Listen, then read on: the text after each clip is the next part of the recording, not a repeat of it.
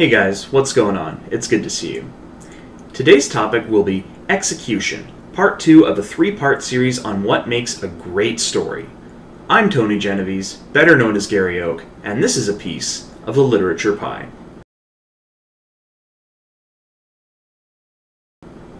So with this video we're going to be carrying on with past sins, and in this case I feel past sins overall is average in this one category. Before we go into this, I just want to have a little preface here that execution in this case is a substantive macro subject and not a sentence-by-sentence micro subject, because sentence-by-sentence micro stuff, that's like copy editing, line editing, and that is basically mechanics, which is going to be our final topic. Stories generally follow a 3-act structure. Now, depending on what kind of story you're telling, the act structure is going to change. For example, Shakespearean plays are 5 acts, a lot of stage plays are 1 or 2 acts now, TV shows are, I think, 2 acts usually. The My Little Pony show is in fact 3 acts. A hour-long episodic such as Game of Thrones, I believe, is 4 acts typically. But in the case of a novel, it is 3 acts. Now, to break past sins down, the first act is obviously the very beginning, all the way until the part where Spell Nexus completes the ritual right after Nyx has been taken away from Twilight by Princess Celestia. Act 2 is basically the Nightmare Moon returns, evil across the land, darkness everywhere type of thing. That's all of Act 2. Act 3 is Nyx has a change of heart, wants to be good again and undo all the mistakes she's made, and that's the conclusion of the novel. So that's Act 3. See? Easy peasy. If you actually keep act structure in mind and really understand it every time you watch something or read something, you're going to start thinking of it in acts as well. I'm sorry. That might ruin a few things for you. Anyway, as they say, deliver a pat before a slap, so we're going to talk about past sins hits. One hit I want to talk about is the kazoo. The kazoo is what many would call a motif, and that is an example, in my opinion, of execution. The kazoo is one of those little trinkets that Nyx had when she was part of the CMC, when she was, little. And it was all built up when we were in Act 1. The thing is, it was built up so well that by the time we got to the later parts of the book, which was, I believe, Act 2 and 3, when we saw the kazoo again, that was a real emotional punch to the gut, and all Penstroke had to do was mention the kazoo and do a couple other little things. It had such heavy meaning and such heavy connotation that it really affected us as readers. And that's an example of a really well-executed motif. Something was given significance, and you don't have to do very much to have it pay off. And Penstroke didn't overuse it, so that means it's not sort of inoculated to it, I guess would be the correct word. Another thing that was really well done, I believe, was the mother-daughter relationship and the Nyx CMC relationship. Those were both very strong, because we really did feel for Twilight and Nyx throughout a lot of the story, and that's one reason why people love Past Sin so much, is because of how many feels we got from it. So Penstroke really did a good job with all that. Another example of good execution on a broader level was how the whole darkness, that dark energy, the miasma that inhabited Nyx, basically controlled everything, and we didn't really realize that until he started to reveal it. And once the reveal happened, it all made sense to us. At least it did to me, where I didn't have to sit back and go, wait a minute, what's going on here? This makes I don't understand. Everything made sense, so he was able to string that big plot line of the novel together and build it up enough that we didn't realize what he was building up to, and by the time he made the reveal, everything made sense. And a really good example of that is a lot of the plot twists in the Harry Potter series, one reason why I love it so much. For example, I think the best example would be the Goblet of Fire reveal with Moody. That was amazing. If you guys haven't read Goblet of Fire, I don't know what you're doing. You need to read it. Because that's an example of a perfectly executed plot twist. And these are really hard to pull off, and oftentimes it takes multiple drafts. That's one reason why I believe it is a grave error to publish a first draft of anything, because sometimes a plot that intricate, it's almost impossible to pull off on your first try. there's going to be some mistakes you made on the way, and a careful reread is one of the only ways to correct the errors so readers don't prematurely figure out your reveal, and by the time it happens, it's no surprise, and that's the, the coup de grace of your book, and if they see it coming, then it has no effect, and your book was ultimately a waste of time. So Penstroke did a good job in avoiding that problem, at least for me. Maybe some of you more astute readers figured it out beforehand. Now let's move on to the misses of past sins. This first one is going to be a little subjective, so I figured I may as well lead on with it. I feel there were a lot of missed opportunities with the story, but again, this is subjective, and a lot of people are going to disagree with it, and that's fine. I felt that Past Sins wasn't dark enough, not even close, because when you think about it, like, all this epic stuff happens, and at the end of the day, really not much has changed.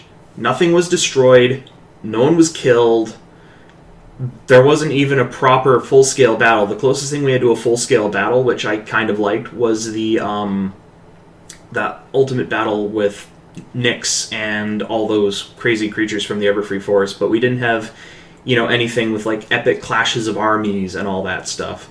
And I don't know, just think about this for a minute. How crazy would Past Sins have been if Nyx didn't save Twilight when she was being hung? Just think about that for a moment. Some people might say that would ruin the story, and there's a chance they're right, but I think something a lot more tragic would bring a lot more weight to the story. And lack of what's at stake, I guess, is what leads me into my next point, which is the ponies in Past Sins cry way too much. As I just explained, the story doesn't get that dark. I don't even know if it deserves a dark tag, honestly, because really, it almost exists within the darkness levels of what could be aired on an actual episode of Pony, except obviously not nearly as long. And the ponies just cry all the time. I mean, if you want to make your ponies cry a lot of bad stuff has to happen to them, because if ponies cry over and over and over again, the first few times we're going to feel sad for them, especially if it's a really well done scene and it's built up. We feel empathy, we feel what they feel, the author did a good job. But if it happens over and over and over again, then we're going to become desensitized, and we're just going to roll our eyes and be like, oh god, not this again. Another problem I feel Past Sins had was pacing. I've already talked about how not too much happens in Past Sins when you think about it, or at least not too much dark stuff, but really, just think about how much actually happens in Past Sins in terms of major events and major plot points. There really aren't that many. Now, let's put it in perspective here. Past Sins is around 224,000 words if memory serves. This is Harry Potter and the Order of the Phoenix. It is this thick. It is 250,000 words. Past Sins is almost this long. I could knock someone out with this book if I really tried. And honestly, I don't think Past Sins, in terms of what happens, merits that length. Now, there's a common misconception that because it's the internet and there's no printing or anything like that, there's no real limit, because especially since word process documents take up almost no space, word count really still does matter. And I think Past Sins could due to be 60 to 100,000 words less than it is. Because when you think about it, it really doesn't need to be a book this thick.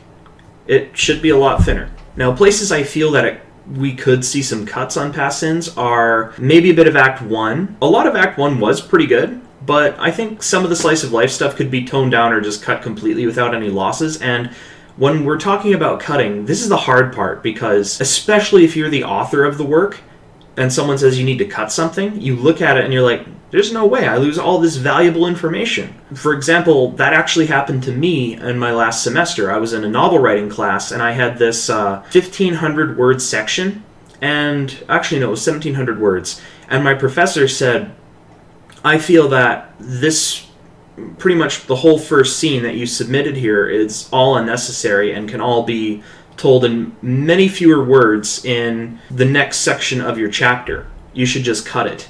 And I felt at the time, since I had just written it, no, there's no way. I put all this character development and build up to make the next section more significant, and to give the reader a better section of the people I'm writing about and all that stuff. I can't let this go. And then a while later, when I grew less attached to the piece, I looked at it again and I ended up actually doing exactly what she said. That little section went from 1,700 words down to 400 words, and I made a substantial cut, and nothing was lost. Those extra 1,300 words or so that ended up getting deleted, all I had to do was add little tidbits here and there in the rest of the chapter, and just rewrite what I had cut into a half-page or one-page section, and it was fine. And I feel this process could really be applied to past sins. A good chunk of Act 1, yes, and pretty much all of Act 2. I'm not sure how many of you reading past sins just completely tore through Act 2 really, really fast, because I did, and I think I know the reason why. I wanted to get to the next major plot point, because all this stuff, it had been built up, and I was invested in the characters and the story when Act 1 was finished, and I just wanted the story to get on with it, so I just read really, really fast. It wasn't because it was an exciting page-turner like the climax of, I don't know, since we're talking about Harry Potter, the Harry Potter books. I don't know how many of you read through 200 pages in a night because you just couldn't wait to see what happened, but that was me when they first came out. Past Sins had the page, it turned pages really fast, but it wasn't a page-turner, if that makes any sense, so I feel most of Act 2 could just go in the shredder and nothing would be lost, and Act 3, it could be trimmed, but I think most of Act 3 is pretty essential to the story. So, now that we're talking about pacing and length, and I think that is Past Sin's primary downfall, is chapter length. Now, the average word count of a chapter is around 5,000. That said, there are examples of one-word chapters, one-sentence chapters. People as famous as Stephen King have written one-sentence chapters, and that's fine. Some people have written really massive chapters in traditionally published books that are very popular. I think the average Lord of the Rings chapter is like 4,000 words, if that helps at all. Fantasy, of course, tends to have longer book and chapter length just by nature of the genre, and we have to take genre into account when we pace our books. Now, there is a thing about chapter length. I feel Past Sins is a bit long in that regard. The chapters are on average around 10 to 12,000 words. Here's why chapter length is important. In adult fiction, the recommended chapter length is 5,000 or less. Adult readers average 20 minutes reading before bed. They like to end on a chapter break. The average adult reads around 250 words per minute, so that equates to about 5,000 words. Using the same formula, a children's story should be around 3,000 per chapter because children read at about around 150 words per minute. Of course, there are always exceptions to the rule. And stories become a little bit grating and a little bit tiring once we read a really long chapter, and that kind of happened with Past Sins. I felt it was a bit of a slog to read through a chapter. And really, even if you intend to sit down and read 15,000 words, there isn't really anything lost by having those 15,000 words as 3 chapters instead of, like, 1.5. The thing with chapters is they have their own sort of mini-story within themselves. You know, the beginning, middle, and end, and chapters need to be as long as they need to be. But when your chapters start to exceed the 5,000, 8,000 word range, even if you're writing a fantasy, that's when I'd really take a look and say, is there stuff in here I could just cut completely to keep things moving? Or should there be a chapter break at this set of dingbats instead of just continuing on with the whole chapter? Maybe the chapter theme or the chapter subject or the goals you set for the chapter are just too broad for the chapter. I want to do another thing to highlight my example here since I'm using visual aids today. One famous story, Background Pony, has ridiculously long chapters. I believe Fallout Equestria is guilty of this as well. When I say ridiculously long, I mean 40,000 words. Let's put this in perspective. This book is called The Bridge of San Luis Rey. It is a Pulitzer Prize winning novel, well, technically novella, published in 1927, written by Thornton Wilder. It is a fantastic piece of writing. It is this long. It is around 34,000 words, and this is in addition to the, well, that's not counting the little preamble and postscript this edition has, so let's just say 36 to 38,000 words. One chapter of Background Pony is longer than this. This is a complete book with a lengthy preface and a lot of additional dirigibles at the end. I think that's a bit of a problem. That book took me a while to read. Anyway, I'll leave it at that before this turns into an hour-long ramble about chapter length, because this is an actual legitimate topic for debate. Some people are like, I don't care, 12,000 word chapter, come at me. You have to think of industry standards, and fanfiction doesn't really have an industry standard, but it's always nice to take that into account, because if you want fanfiction to become a more respectable mode of writing, we need to start adhering to professional standards. Now let's wrap up a little bit. How can we execute better? Well, as Stephen King says, read a lot and write a lot. If you read a lot, just start reading as a writer and not reading as a reader. If you read as a writer, you need to start to take note of little things. What techniques the authors use, why they use them, and what effect they got by using their techniques. And this is really important for execution, because you can see their execution working on micro level and macro level, because the examples here are mostly on the larger picture of things, but of course there are a lot of little things you can execute, even chapter by chapter or paragraph by paragraph. And if you take note of these, you can see how it's done if you read a lot of exemplary novels. Another really good way to help execute better is to workshop. Just workshop your story around. Just ask your friends, hey, can you read this and tell me what you think of it, and what feelings did you get from it, or did this work for you, or I was trying to do this, did this end up happening? It's good to ask both people who are just readers or writers as well, because you're going to get different responses from different people with different backgrounds. So those are my two primary tips on how to do it, and just keep practicing and keep execution in mind. It's always good to have execution planned in your outline. Just say, okay, I want this to happen in Act 3, so I'm going to put this in Act 1 and this in Act 2. So when this happens in Act 3, it has a lot more significance than it would if it stood on its own. Now for the part that quite a few of you have probably been waiting for. Comment and subscribe, and you have a chance to win a copy of Past Sins signed by Penstroke himself. The winner will be announced next video in the third and final installment of this mini-series, Mechanics. My name is Bendigary Oak, and thanks for watching.